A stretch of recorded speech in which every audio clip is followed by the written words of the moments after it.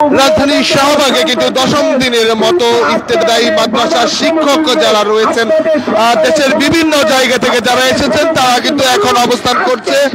গতকাল রাত থেকে দেখেছেন আপনারা যে গভীর রাতেও কিন্তু তারা আসলে রাস্তায় শুয়ে তারা অবস্থান করছিলেন এবং এখন কিন্তু আজ দশম দিনে তারা পা দিয়েছে যে দশম দিন পর ইফতেদায়ী মাদ্রাসার শিক্ষকরা তারা কিন্তু সমাবেশ করছে এবং তারা আজ দুপুর পর্যন্ত কর্মসূচি ঘোষণা করছে। দুপুরের মধ্যে যদি তাদের সিদ্ধান্ত না আসে ইফতেদায়ী মাদ্রাসা জাতীয়করণ করা না হয় তারপর কিন্তু তারা বিক্ষোভ বা বড় কর্মসূচি ঘোষণা করবার কিন্তু তারা ঘোষণা দিচ্ছে এবং তারা বলতে গেলে সরকারকে এক ধরনের আলটিমেটাম দিয়েছে। আজকের মধ্যে যদি সিদ্ধান্ত সরকারের পক্ষ থেকে না আসে তাহলে তাদের যে অবস্থান সেই অবস্থান কর্মসূচি তারা কিন্তু ঘোষণা করবে এমনটি কিন্তু তাদের পক্ষ থেকে জানানো হয়েছে। দর্শক আমরা যদি জানাতে চাই ইফতেদায়ী মাদ্রাসার শিক্ষক যারা রয়েছেন দশম দিন কিন্তু আজ চলছে, দশম দিনে এসে কিন্তু দাঁড়িয়েছে এবং শিক্ষকরা কিন্তু প্রথমে জাতীয় প্রেস ক্লাবে অবস্থান করছিলেন এবং এরপর শাহবাগে তারা অবস্থান করছিলেন এবং শাহবাগে সমাবেশ করবার সময় আমরা লক্ষ্য করেছি পুলিশের সঙ্গে কিন্তু এক ধরনের সংঘর্ষের ঘটনা ঘটেছিল এবং এরপর যদি বলা যায় রাস্তায় তারা দিন এবং রাতে উভয় সময় কিন্তু তারা আসলে অবস্থান করছে এবং এই কারণে কিন্তু পুরো ঢাকা বিশ্ববিদ্যালয়ের সামনে এই সড়কটি কিন্তু শাহবাগ পর্যন্ত হয়ে গেছে এবং তারা যেটি বলছে আজকের মধ্যে আসলে যদি কর্মসূচির সিদ্ধান্ত না আসে তাহলে তারা কর্মসূচি কিন্তু আসলে ঘোষণা দেবেন এমনটি কিন্তু তাদের পক্ষ থেকে বলা হচ্ছে। বাড়ির মধ্যে চলে যাবে ইনশাল্লাহ। সম্মানিত উপস্থিতি, ঢাকার জমিনে আছি, থাকবো, সুসংবাদ নিয়ে আমরা ফিরে যাব সে আশা রেখে এখানে শেষ করছি। আসসালামু আলাইকুম ওয়া রাহমাতুল্লাহি ওয়া বারাকাতুহু।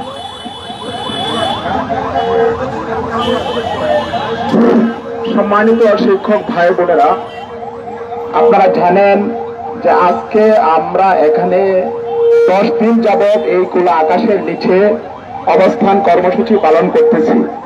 হয়তো আমাদের মাঝে অনেক শিক্ষক আছেন ফেসবুক এবং মিডিয়া ইলেকট্রনিক সম্পর্কে অবগত না, কিন্তু আমরা যারা অবগত আমরা ইতিমধ্যে দেখতে পেয়েছি আমাদের এই দীর্ঘ 40 বছরের বঞ্চিতের কদর আমাদের ইলেকট্রনিক মিডিয়া ভাইরা হেডলাইন করে এত সুন্দরভাবে উপস্থাপনা করছে।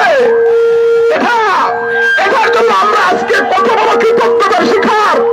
আমাদের ইলেকট্রনিক মিডিয়া রাত্রের আধারে আমাদের এই শিক্ষকের করুণ কাহিনী বিশ্বের কাছে তুলে ধরেছে এবং শুধু এটাই নয়, আমাদের বড় বড় কলামিস্ট যারা আছেন, যারা বড় বড় মঞ্চে বসে কথা বলেন, তাতে আজকে আমাদের এই দুর্দশার কথা তুলে ধরেছেন এবং তারা বলতেছেন এই ইফতেদায়ী শিক্ষকরা বিগত 40 বছর যাবৎ অনাহারে তারা বঞ্চিত আছে আর তারা সুশৃঙ্খল ভাবে জাতীয় প্রেস ক্লাব থেকে শাহবাগ চত্বরে আসার পথে তাদেরকে যে প্রতিহত করা হয়েছে, তাদেরকে যে পুলিশের গরম পানি দেওয়া হয়েছে, এটা কোনোভাবেই এদেশের সুশীল সমাজ মেনে নিতে পারে না।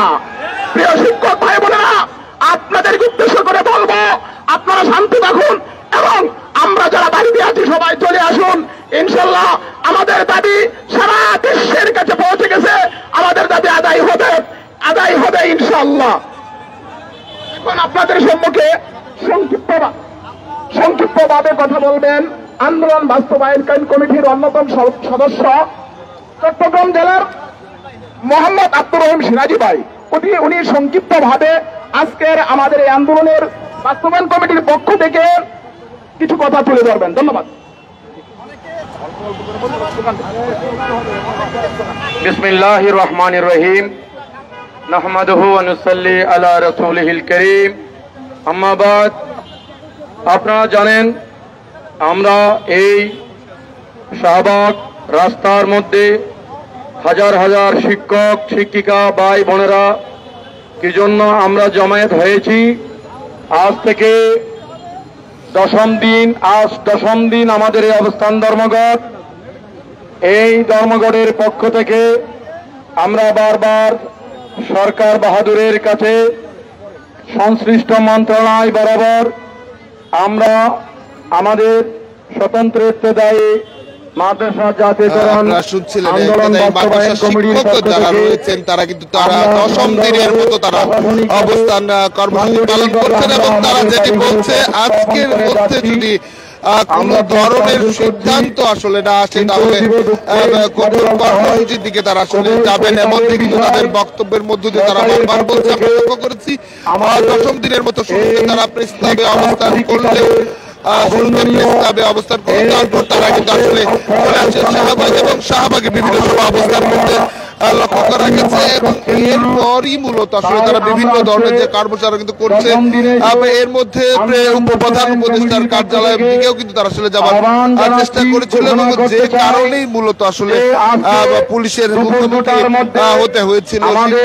তারপর পুলিশ লাঠিতে বিভিন্ন ঘটনা করে যে ঘটনা আলোচনা সমালোচনার জায়গা তৈরি করেছে। তবে যেটি তারা এখনো বলছে এবং আমরা লক্ষ্য করেছি দিনের অতিবাহিত হওয়ার পরেও কিন্তু রাতেও কিন্তু তারা আসলে এই শাহবাগে তারা অবস্থান করছিল এবং সেই অবস্থানের প্রেক্ষিতে বলে যে এখন আজ কিন্তু সেটি 10ম দিনে পৌঁছেছে এবং এই পৌঁছানোর পরে কিন্তু এখনো তারা সমাবেশ করছে এবং এরপরই মূলত আসলে তারা আজকের পর তারা আসলে তাদের যে কর্মসূচি সেটি তারা ঘোষণা করবেন। মিডিয়া কর্মী ভাইদের দৃষ্টি আকর্ষণ করব আমাদের স্বতন্ত্র ইফতেদায়ী মাদ্রাসার এই প্রাণের দাবি জাতীয়করণ ঘোষণার বিষয়ে আপনারা আপনাদের মিডিয়ার মাধ্যমে তুলে ধরবেন জাতির কাছে, যেন জাতি সব বুঝতে পারে, এদেশের সর্বস্তরের মানুষ বুঝতে পারে এই স্বতন্ত্র ইফতেদায়ী মাদ্রাসা ইসলামী বুনিয়াদী শিক্ষার প্রয়োজনীয়তা।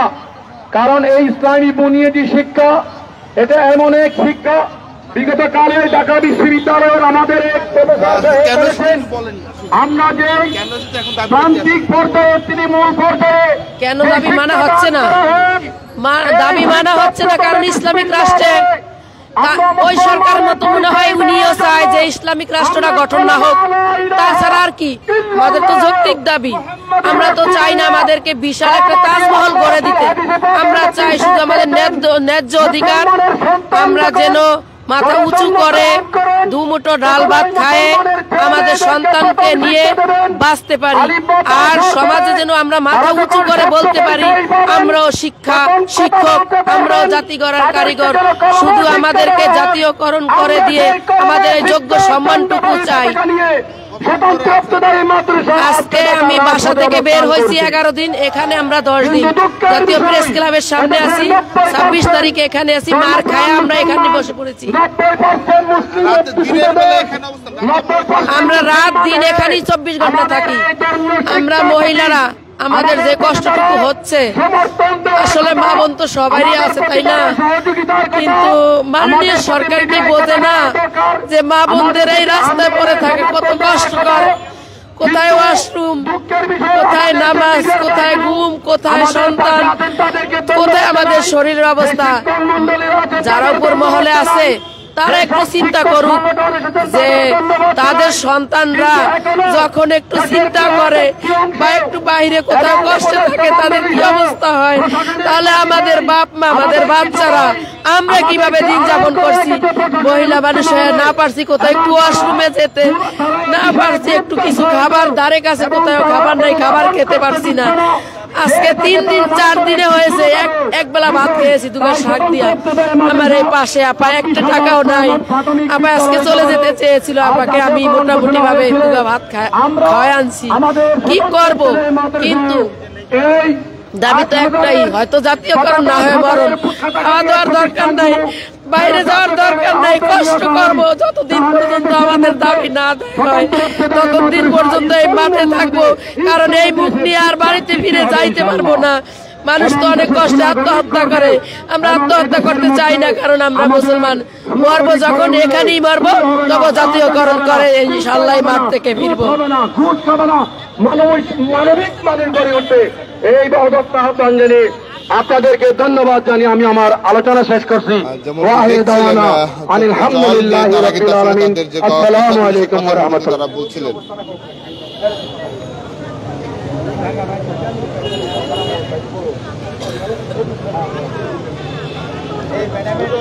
আসসালামু আলাইকুম ওয়া রাহমাতুল্লাহ।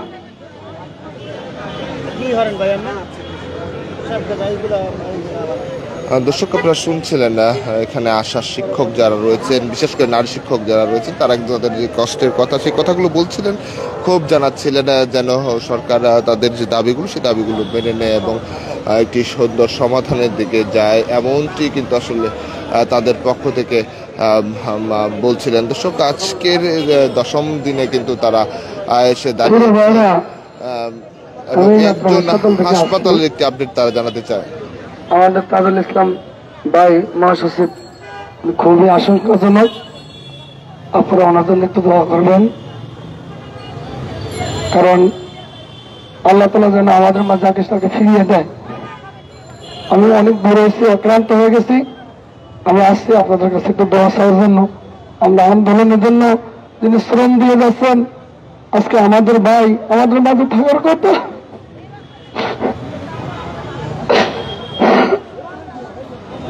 কিন্তু তিনি এই হাসপাতালে আজকে আমাদের অধিকারের জন্য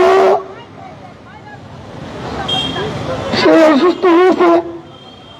আমরা আপনাদের কাছে দোয়া চাই এবং যে সকল ভাইয়েরা ময়দানে আছেন খাস করে দোয়া করবেন যেন তিনি আমাদের মধ্যে সুস্থ হয়েছেন। আর আপনারা যারা এখন বসে আছেন, আমাদের দাবি বাধা না হওয়া পর্যন্ত আপনারা কি মাছ ছেড়ে যাবেন? আমাদের দাবি একটাই, জাতীয় করেন, জাতীয় করেন না হওয়া পর্যন্ত আমরা কেউ মাছ ছেড়ে যাবেন না। আমার ভাই আজকে অসুস্থ, যদি আমরা সবাই অসুস্থ হই, যে থাকে সে যেন ময়দানে থাকে, আর জাতীয়করণ আদায় হওয়ার পরে যেন যায়। ইনশাল্লাহ সবাই দোয়া করবেন আমার ভাই যেন আমাদের মাঝে সুস্থ আছে। সম্মানিত শিক্ষক ভাইয়েরা, আপনারা দেখেছেন আমাদের স্বতন্ত্র ইবতেদায়ী মাদ্রাসা শিক্ষক সমিতির মহাসচিব জনাব তাজুল ইসলাম ফরাজি ভাই